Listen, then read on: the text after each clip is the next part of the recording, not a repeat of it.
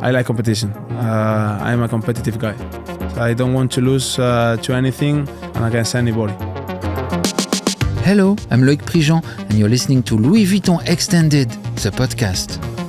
Today, we have the privilege of diving into the world of Carlos Alcaraz, the Spanish prodigy and the first tennis player to become an ambassador for Louis Vuitton. We're going to explore what drives this young champion, balancing pressure and pleasure with the elegance and sincerity that make him unique. Prepare to discover a side of Carlos Alcaraz you've never heard before. Hello, Carlos. Really nice to meet you. Nice to meet you as well. Where are we? We are in my tennis club where I started playing tennis. I can call it my second home. Why was it important for you to be here today? I mean, this is the start of everything. Here is where I started playing tennis. It is my life right now. Here I met my friends that I'm still hanging out with, and yeah, this is the place that I had a lot of fun when I was kid. So being here, it's kind of putting myself back days and remembering all those memories.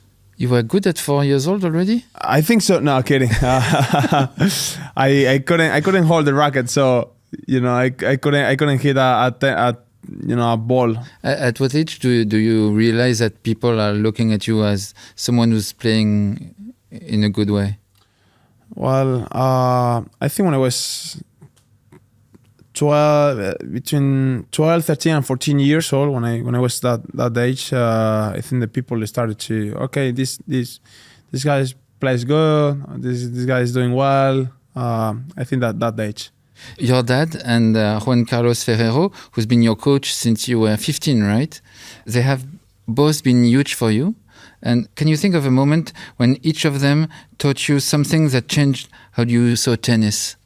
Well, probably thanks to Juan Carlos, I'm the player that I am right now. I learned a lot from him. At the beginning of our partnership, we spent a lot of time together. We travel a lot, and we travel just him and me. And thanks to that, I could learn a lot from him as a person, as a player. He told me, the important about being off the court, that I have to be, let's say, good person off the court, and the things that you're doing outside is gonna be a huge impact on the court. So that's taught me a lot, and probably since I was 16, 17 years old, I started to take care about all the details that I'm doing off the court, just to get better and make sure that it's gonna be good on court. And of course, my father, who used to play tennis when he was young, his passion, his life is tennis. That's what he taught me, like playing tennis with passion, with love. Like it should be my life if I choose, the tennis as as my life. So do it with passion. I think that's a pretty good lesson that I learned from him. I love that your father chose never to be your trainer. No, not directly. When I was 8 years old, 9 years old, on Sundays that nobody's working, I asked my father, okay, let's go to the club and hit some balls, like 1 hour, 1 hour and a half. Sunday nights, Saturdays. But during the week, I had my coach, I had my group, and he never stepped on court when I was with them. Behind, he always talked to my coaches, what I have to practice, what I have to do, but never directly to me. Why? He always wanted to respect, the father role. He never wanted to mix, father and tennis coach. So he always wanted to be separate, which is pretty good. And I think it helped me a lot, because a lot of fathers don't know how to be, or let's say, be a father or be a tennis coach. When you're at home, you're talking about tennis. If, when I am at home and my father talk too much about tennis, my mind blow up. My mind is could be explode. That's something that my father did pretty well. How would you define your style of tennis? It's a very personal style. I mean, I really want to be aggressive all the time. I have a lot of shots that I can do. Depends on the match, but I really want to get to the net as soon as possible. Hit big shots, playing aggressively. That's my style. You like competition? I like competition. I'm a competitive guy. Ah ouais, always. Always. I don't want to lose to anything and against anybody. Never. Ever. Yeah. Tennis matches can be mental as much as physical battles. Can you tell us about a challenging match and how you stayed strong to win? Sometimes it's difficult to stay positive, to find solutions. But the season is so long. I play difficult and challenging matches. I faced challenging moments as well. So I always think that, it is my passion. I'm playing tennis. It is what I really want to become, when I was really, really young. So I try just to enjoy as much as I can. When I'm on court or off the court, just traveling or being around, trying not to be mad, when the difficult times come during the match or, in certain periods of the year. So just try to be positive all the time. Things about all the good things that I'm living. Of course, the people that I have around help me a lot to be in a good mood, to be always or give good vibes always. So that's what I'm thinking, in those moments. You're famous for your smile, actually. Yeah, a lot of people know me as with my smile. Yeah, a lot of people, told me that. Because people don't smile usually, you think, in tennis? I don't know what happened to them. They're too serious? A lot of people told me, okay, thank you to bring joy, to tennis again. And I was like, okay, thank you, I guess. I don't know. There's a series about your smile. It's like it's a weapon to destabilize. It is not a weapon like that, but it is a weapon in a certain way, because when I smile, it means like I'm having fun on court, and when I'm having fun on court, I play my best tennis. So in certain ways, it is a weapon, But yeah, that's what I'm trying every time that I step on the court. Just have fun, smile. Same like, okay, this is just a game. This is nothing more than a game. I'm trying. No, I'm not saying that I do it every day, but I'm trying. I did not believe you at all. Do you have a trick to survive pressure? I always think that I have to go for it.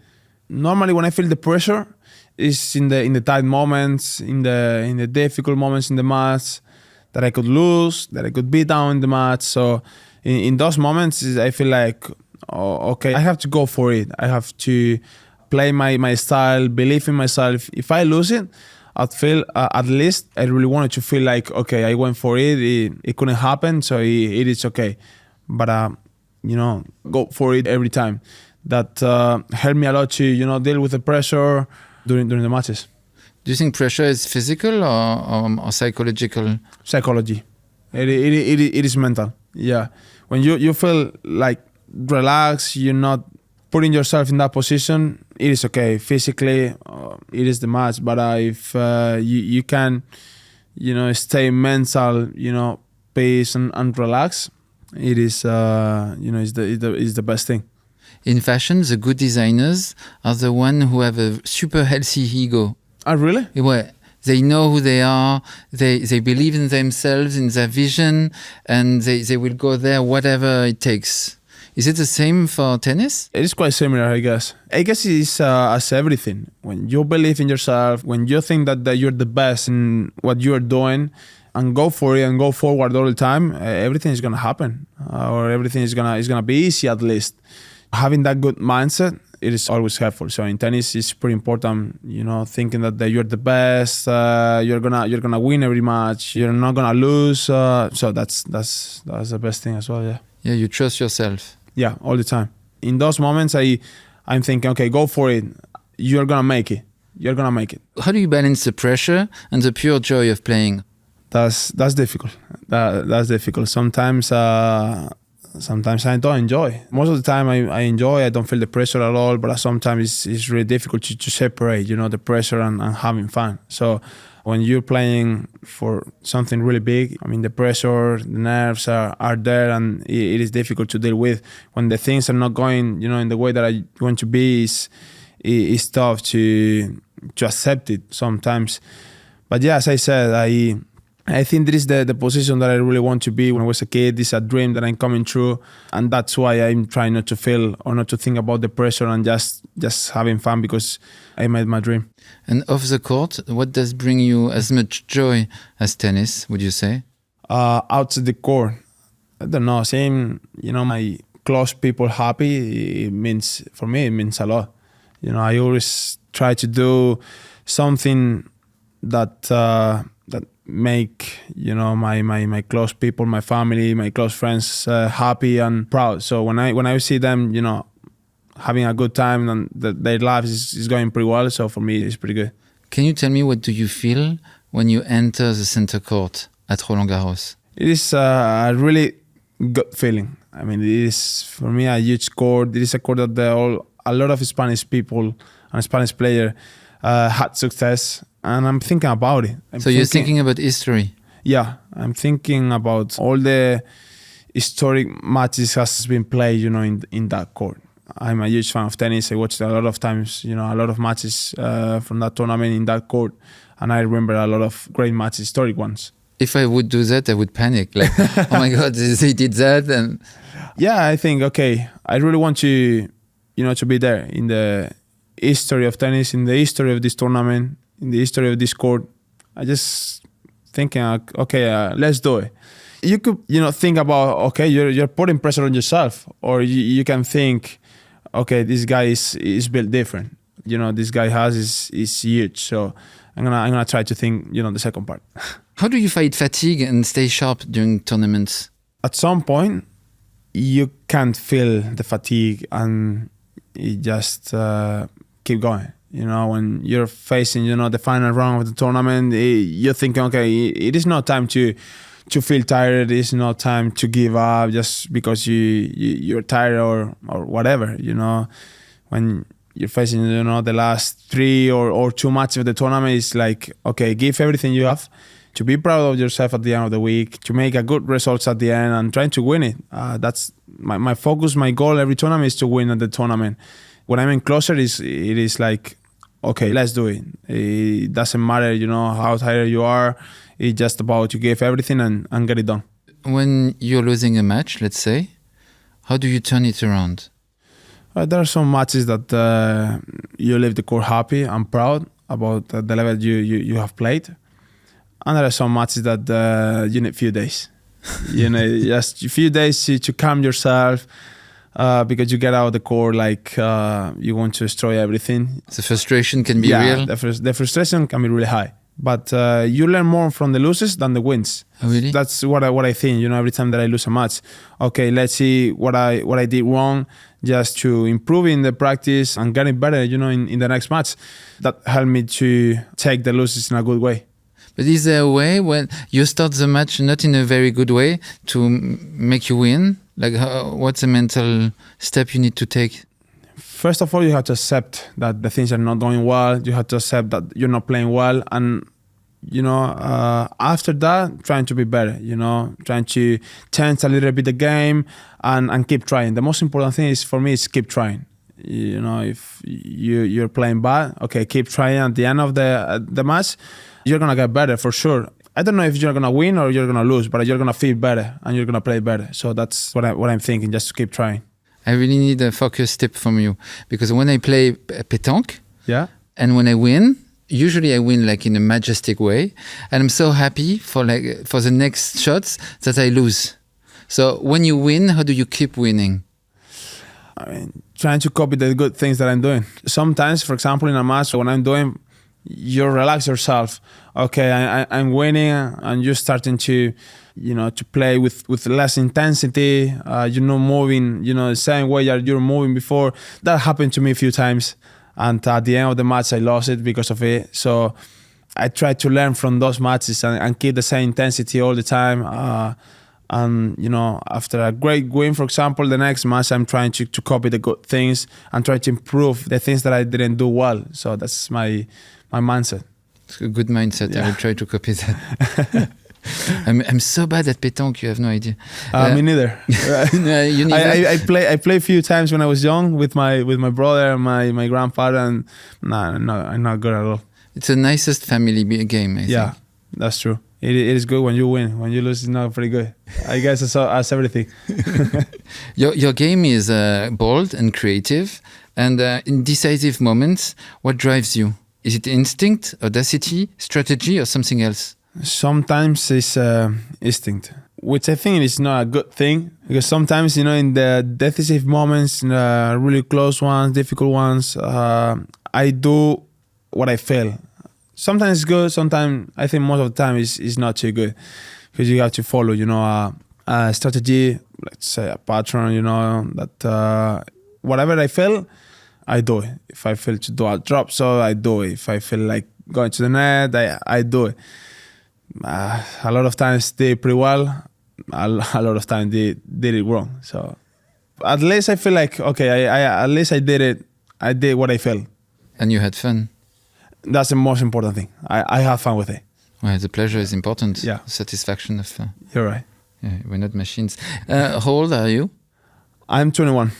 What does success mean to you at 21? Well, I think sometimes I don't mature enough to realize everything. I'm just thinking that I did my dream. That's it. Everything that I'm doing, it is a dream that I had when I started playing tennis. What it means to me, all the tournaments that I'm playing, all the tournaments that I've won. So it is feel like, okay, I'm getting my dream. That is success. Yeah. But I read that you're not supposed to celebrate successes too much. We can't. The tennis player can't. Too much, I guess. Because we finished on Sunday, and on Monday, Tuesday, we're playing the next tournament. In a different part of the world. Oh, wow. That's like fashion. Yeah, I guess. It's the same. So we finished Sunday afternoon, Sunday evening, and you're getting the next plane, to the next place. There's not 5 minutes of party?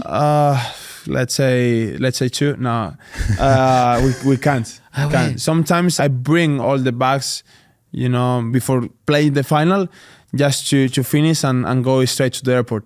So when I see you speak on the court saying thank you, that's the party? That's the party. That's the relief to yourself. Yeah. Wow.